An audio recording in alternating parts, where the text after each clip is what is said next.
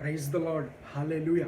సమస్త మహిమ ఘనత ప్రభావములు ప్రభువైన యేసుక్రీస్తునకు మాత్రమే కలుగునుగాక. ఆమె పరలోకానందం యూట్యూబ్ ఛానల్లో ఈ యొక్క షార్ట్ మెసేజ్ని వీక్షిస్తున్న డియర్ బ్రదర్స్కి, డియర్ సిస్టర్స్కి అందరికీ ప్రభు పేరిట నా ప్రత్యేకమైన వందనాలు తెలియజేస్తున్నానండి. దేవుని కృపలో మీరు అనుదినము వర్ధిల్లుతున్నారని చెప్పి, క్రీస్తు అనే ఒక బండ మీద మీ యొక్క ఆత్మీయ జీవితాన్ని కట్టుకొని స్థిరముగా, క్రమముగా, అంచెలంచెలుగా దేవుని కృపచేతన, ఆయన సన్నిధి చేతన నడిపించబడుతున్నారని చెప్పి, దీవించబడుతున్నారని చెప్పి, ప్రాముఖ్యముగా ఆశీర్వదించబడుతున్నారని చెప్పి నేను ఎంతగానో నమ్ముచున్నాను. అందును బట్టి దేవుణ్ణి స్తుతించడం అనేది జరుగుతుందండి.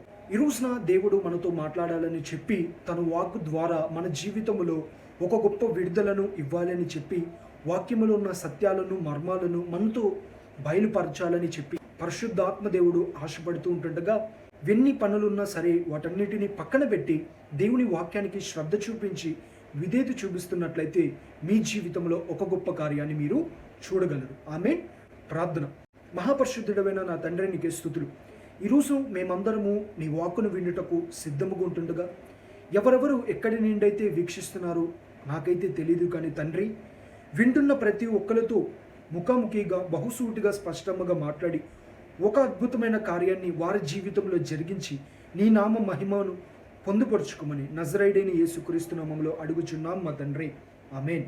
ఈ రోజున మన వాక్యదానం అంశం నిమిత్తమై, యేసయ్య మనలను అడిగేది, నీవు ఏ గుంపులో ఉన్నావు? ప్రముఖ ప్రఖ్యాతిగాంచిన వ్యక్తివైనా సరే, లేకపోతే దీన స్థితిలో ఉన్న వ్యక్తివైనా సరే, నువ్వు ఏ అనే కేటగిరీలో ఉన్నా, బి అనే కేటగిరీలో ఉన్నా, నువ్వు ఏ అనే రిలీజన్కి సంబంధించిన వ్యక్తివైనా, బి అనే రిలీజన్కి సంబంధించిన వ్యక్తివైనా, నీవు ఎవరివైనా, నువ్వు ఎక్కడి నుండి ఈ వాక్యాన్ని వీక్షిస్తున్న వ్యక్తివైనా సరే, ఈ రోజున నీతో దేవుడు అడిగే ప్రశ్న, నీవు ఏ గుంపులో ఉన్నావు అనేది చాలా ప్రాముఖ్యమైనది. ఎందుకని దేవుడు ఈ యొక్క మాటను మనతో అడుగుతున్నాడు, ఎందుకని ఈ యొక్క ప్రశ్న మన జీవితంలో దేవుడు వేస్తున్నాడు అని అంటున్నట్లయితే, ఆ యొక్క ప్రశ్న మన జీవితంలో చాలా ప్రాముఖ్యమైనది.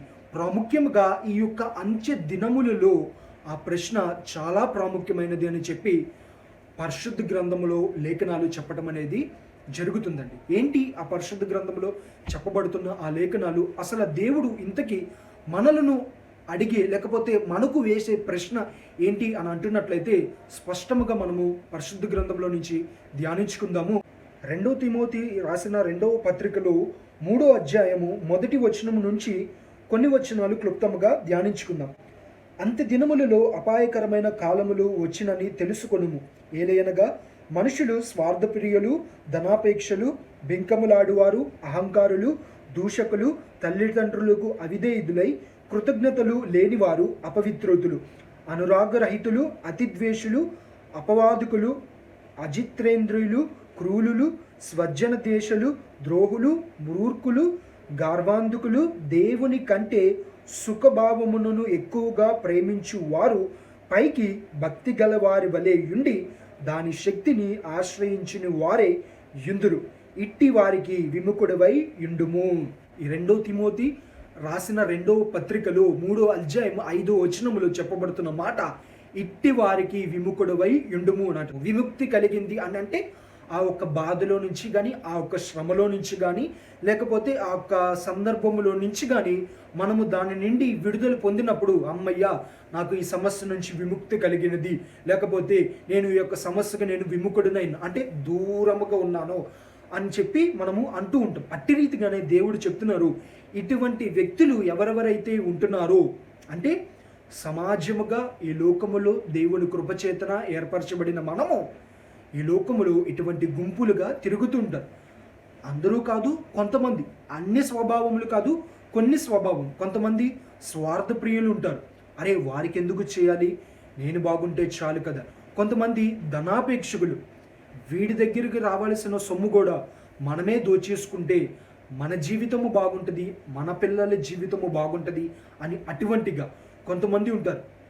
తల్లిదండ్రులకి అవిధేయులే, చెప్పిన మాటలు వినకుండా, ఎన్నిసార్లు చెప్పినా సరే వాటిని లెక్క చేయకుండా ఉంటారు. ప్రాముఖ్యంగా కృతజ్ఞతలు లేనివారు, పొందుకునటానికి ఇష్టపడుతూనే ఉంటారు, కానీ తిరిగి థ్యాంక్స్ చెప్పడానికి, కృతజ్ఞతా భావమును కలిగి జీవించడానికి ఇష్టపడరు. ప్రాముఖ్యముగా అన్నిటికన్నా ముఖ్యము ఇక్కడ దేవుని వాక్యము చెప్పబడుతున్నది, పైకి భక్తి గల వారే ఉంటారు కానీ దాని శక్తిని ఆశ్రయించిన వారి ఉంటారు. ఇట్టి వారికి మీరు విముఖుడువై ఉండమని అంటే దూరముగా, అంటే రెండు గుంపులు, ఒకటి పరిశుద్ధత వైపు నడిచే గుంపు, రెండోది ఇటువంటి స్వభావము కలిగిన గుంపు. ఈ రోజున అందుకనే యేసుక్రీస్తు వారు నీతో అడుగుతున్న ప్రశ్న, నీవు ఏ గుంపులో ఉన్నావు? ఒకవేళ దేవునికి ఇష్టానుసారముగా, దేవునికి అయిష్టానుసారముగా ఇటువంటి స్వభావములు కలిగి నీవు జీవిస్తున్నా, లేకపోతే ఇటువంటి స్వభావము కలిగి జీవిస్తున్న వారితో నీవు సహవాసము చేస్తున్నవైన వ్యక్తివైనా సరే, దేవుడు చెప్పేది ఇట్టి వారికి విముఖుడివై ఉండుము, అంటే దూరముగా ఉండము అని చెప్పి దేవుని వాక్యం స్పష్టముగా చెప్పబడుతున్నారు. అనేక మంది వ్యక్తిగతముగా వారి యొక్క జీవితాల్లో చూస్తున్నట్లయితే పరిశీలన చేయొచ్చు. అనేక మంది స్వార్థప్రియులుగా ఉంటారు, ధనాపేక్షకుల వలె ఉంటారు, దూషకుల వలె ఉంటారు, అలాగే జారత్వములో ఉన్న వ్యక్తులు ఉంటారు, అజిత్రేంద్రులు ఉంటారు. ప్రాముఖ్యముగా దేవుని కంటే వారి సుఖాన్ని ఎక్కువగా ప్రేమించి దానికి మొదటి ప్రిఫరెన్స్ను ఇచ్చేవారుగా ఉంటారు. ప్రాముఖ్యంగా క్రైస్తవులుగా పిలువబడుతున్నవారు, క్రైస్తవులు అని చెప్పుకుంటున్నవారు, బోధలు చేస్తున్న వారితో సహితము దేవుడు చెప్పేది పైకి భక్తి గల వారి వలె, అంటే అందరి ఎదుట నేను క్రైస్తవునండి, నేను సంఘానికి వెళ్తానండి, నేను కూడా బాప్తిసం తీసుకుంటానండి, నేను ప్రార్థనలు చేస్తానండి, నేను ఉపవాస ప్రార్థన కూడా చేస్తానండి, నేను తెల్లవారుజామున లెగిసి ప్రార్థన కూడా చేస్తానండి. ఓకే, దేవుడు చెప్తున్నాడు పైకి భక్తి గలవారే, కానీ దాని శక్తిని ఆశ్రయించిన వారి ఉన్నారు. అయితే వారికి దూరముగా ఉండండి అని చెప్పి దేవుని వాక్యము స్పష్టముగా చెప్పబడుతున్నదండి. ఈ రోజున ఆలోచన చేసినట్లయితే అనేక మంది సమాజంలో ఇటువంటి వ్యక్తులుగా అనేక మంది తిరుగుతూ ఉంటుండగా వారికి విముఖుడువై ఉండుము అనే దేవుని వాక్యము స్పష్టంగా చెప్పబడుతుంది. అంటే ఆ గుంపుకు దూరముగా ఉన్నాడు. దానికి అర్థము వారి మనుషులు కాదు, వారి ఈ లోకానికి చెందిన వ్యక్తులు కాదు అని చెప్పి వారిని తిట్టడమో, వారిని గాయపరచడమో, వారిని వదిలేయటమో అటువంటివే కాదు. వారికి దూరముగా ఉండాలి.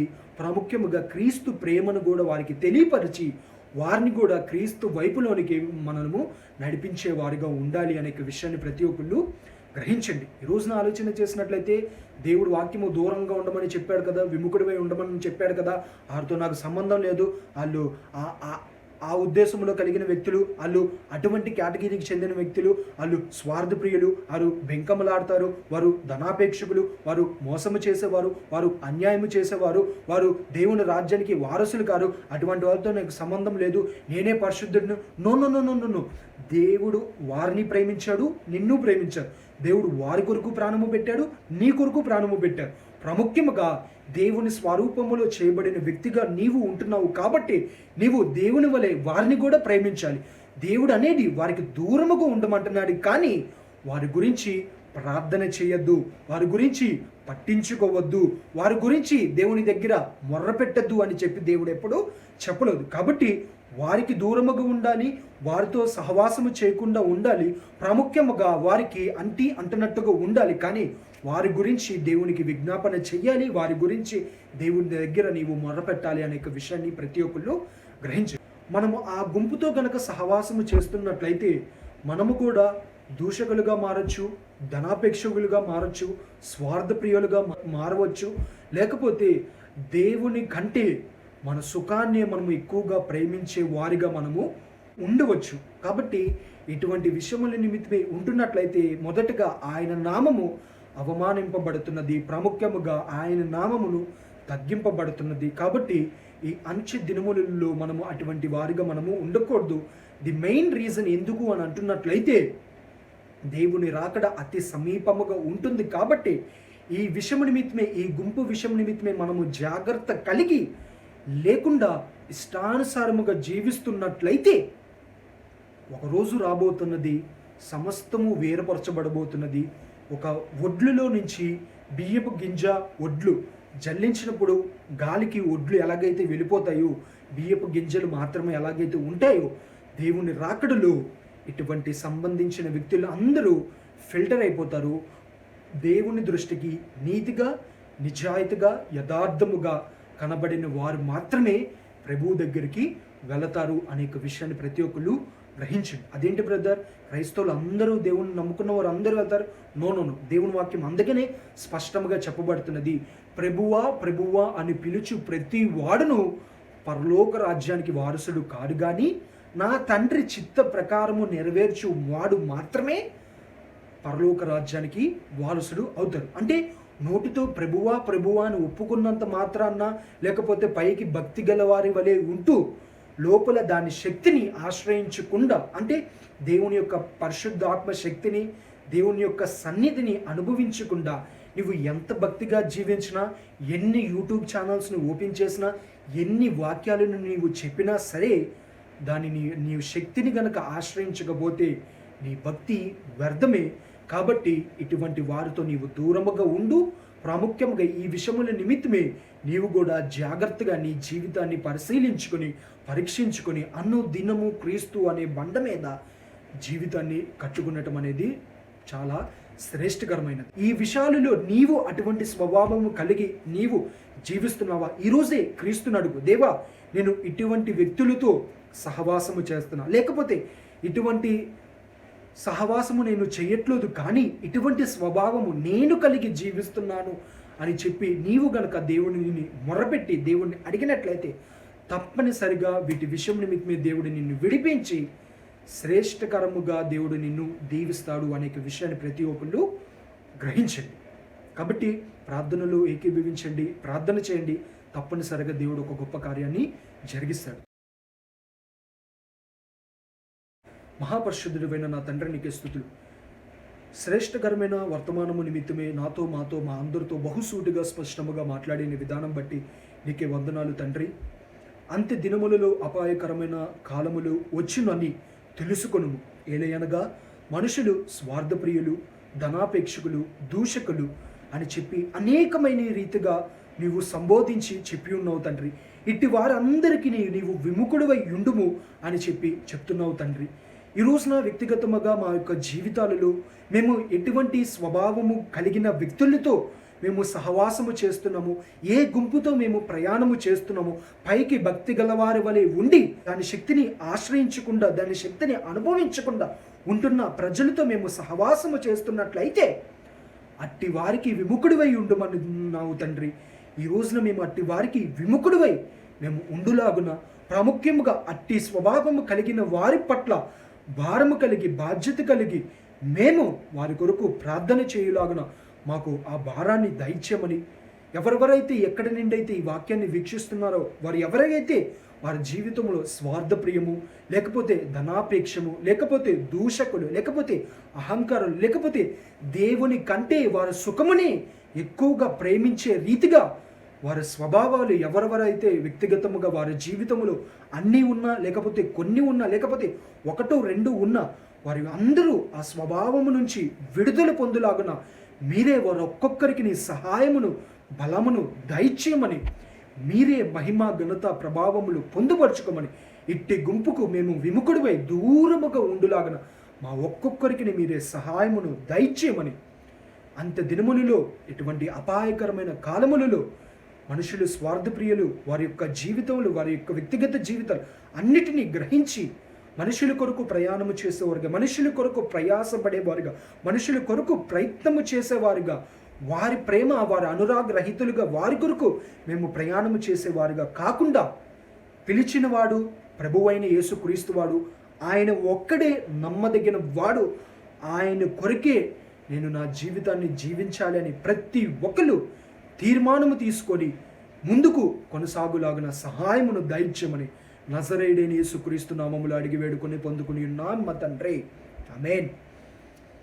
విన్నారు కదండి, శ్రేష్టకరమైన వర్తమానం ద్వారా మీరు దీవించబడినట్లయితే, ఆస్వాదించబడుతున్నట్లయితే, దేవుని యొక్క సత్యాన్ని మర్మాన్ని మీరు తెలుసుకుంటున్నట్లయితే ఈ యొక్క వర్తమానమును మీకు తెలిసిన అందరికీ ఈ వర్తమానమును పంపించండి. ప్రాముఖ్యముగా ఆ యొక్క వర్తమానము పంపించడం ద్వారా వారు ఇటువంటి స్వభావములు ఉంటున్నట్లయితే వారు విడుదల పొందుతారు. లేదు అని అంటున్నట్లయితే అటువంటి స్వభావము కలిగిన గుంపుతో సహవాసము చేస్తున్నట్లయితే జాగ్రత్త పడి క్రీస్తు రాకడ కొరకు సిద్ధపడే వారిగా వారు మారతారు. కాబట్టి ఇది ఎంతో అత్యంత ప్రాముఖ్యమైన సందేశము ఎంతో అవసరమైన సందేశము కాబట్టి దీనిని ఎవరు నిర్లక్ష్యం చేయొద్దు. దేవుడు మీ కుటుంబాలన్నిటినీ దీవించి బహుగా ఆశీర్వదించును గాక. ఆమేన్. దేవుడు ఆశీర్వదించలేదేంటి? దేవుడు నాతో మాట్లాడాలి అని ఆశపడి ఈ యొక్క వర్తమానం విన్నాను, కానీ ఈ రోజున దేవుడు నాతో ఏంటి ఈ వర్తమానం ద్వారా మాట్లాడాడు అని చెప్పి మీరు ఏ విషయం నిమిత్తమే భయపడాల్సిన అవసరం లేదు. ఇటువంటి గుంపుకు మీరు దూరముగా ఉంటున్నట్లయితే అద్భుతమైన రీతిలో దేవుడు మీ జీవితంలో గొప్ప కార్యాన్ని జరిగిస్తాడు అనే విషయాన్ని ప్రతి ఒక్కళ్ళు ఈ సమయమునందున గ్రహించండి. ఆమేన్. సమస్త మహిమ ఘనత ప్రభావములు ప్రభువైన యేసుక్రీస్తునకు మాత్రమే కలుగునుగాక. ఆమేన్. God bless you all.